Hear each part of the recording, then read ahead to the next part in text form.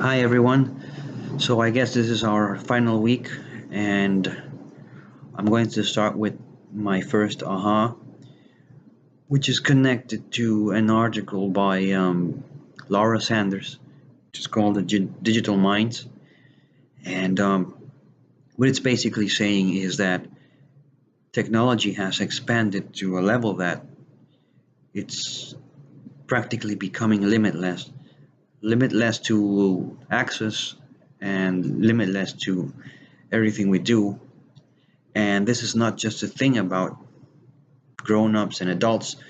It's also about a model that is being passed down to the youth, children and teenagers. And one interesting fact that I discovered here was that she mentions that despite the occasional headlines claiming that digital technology is rotting our brains, not to mention what it's doing to our children. And we have welcomed this alluring life partner with open arms and swiping thumbs. And I find that to be quite real, quite true. And the most important thing I found there was what it's doing to our children. And here is where I want to touch the point about what's doing to our children is connected to what parents have and are still permitting. And I guess this is part of the whole limitless process. Parents being affected to, to as we learned, giving in and allowing their children and teenagers to have access and access, like Dr. Ozit points out. And my fear is that it seems to be that a lot of this is uncontrolled. I'm not saying that everything is not controlled. I'm saying that a lot of it is, and this is happening here in Latin America. It's actually happening in the U.S. and in Europe, and we have no reason to be surprised. I think because you see, we see parents complain all the time, that about children spending too much time, children doing that. Uh, but then I think and I say, why are we complaining? This is no surprise. Um, we are allowing this to happen, and again, it's also part of the worldwide marketing, if you will. And I also found here that uh, when it comes to how this is influencing us and the youth, it also said that laboratory studies hint that technology and its constant interruptions may change our thinking strategies. And I think it already is, because we are changing our thinking strategies um, in the way how parents are modeling their attitudes and their behaviors towards their kids, how they're raising them. I was really, surprised when I think it was last week that we saw the article on the parent giving on I think it was the Pogue's post, the 2-year-old child with a laptop, with a tablet. I'm sorry, iPad. And again, it's part of the conditioning process um, that seems to be changing, because we didn't have this 2 3 decades ago. Um, so I guess this is part of the way that the thinking process is being changed, with parents allowing and being more permissive, um, to permissive to practically everything aside from technology.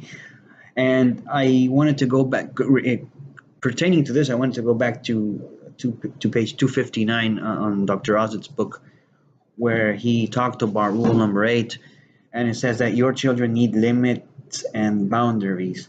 Um, but like the contradicting factor here is that these limits and boundaries, I've learned in this class, each time are being expanded even more. Um, Sort of like the box concept we discussed some weeks ago, and it's like the permissiveness is still expanding. So I it goes again to the limitless access that children have. And I fear that this has a lot of negative and positive things, um, which takes me to my next aha. Both of them are actually linked. They both they're both associated, and it's also about empowerment, um, and the sense of entitlement that the change in the new social norms affecting parents in a way that they're promoting this empowerment. Um, and I come to realize that there are really two factors here. I boiled things down to two factors, which would be social pressure and marketing as well. But I also think that it has to do with not just social pressure, but it's about staying on top of things. Meaning that children need to be given the latest stuff, the latest gadgets, so that they're happy. And I think this is a false idea of happiness because it's also materialistic, if you will. Um, I also liked here that it says that, like our husbands on Laura Sanders' article, Digital Minds, like our husbands and wives, our devices have become memory partners, allowing us to dump information there and forget about it.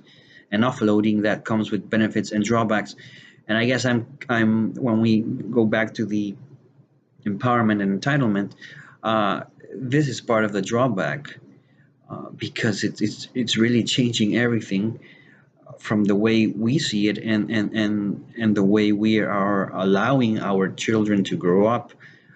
Take for instance, yesterday, my cousin has a little daughter. I think she's 6 or 7 years old, and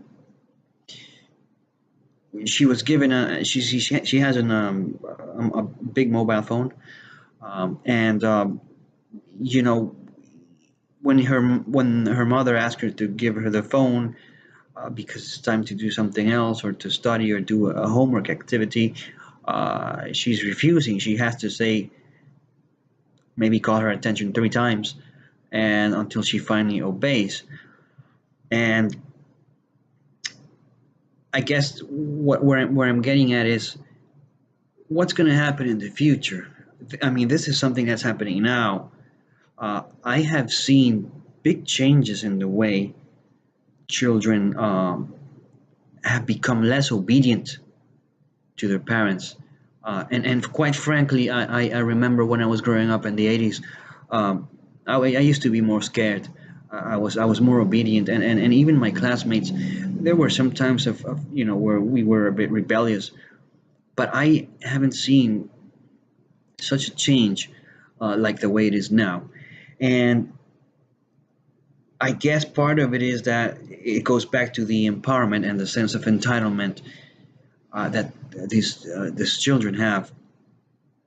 So I am associating all these two different aha, and I'm thinking, what's going to happen in the future? Um, Part of the empowerment, I think I mentioned once about I think it's a current law in Sweden, and even in the States, where well children have this empowerment, and not just about technology. I'm talking about what they do, their behaviors. Where hitting a kid is can that can cause for a parent to go to jail, to prison. I'm in total agreement that one can abuse, but these changes, which are also part of the new social norms, I think are still hampering the way children are being raised.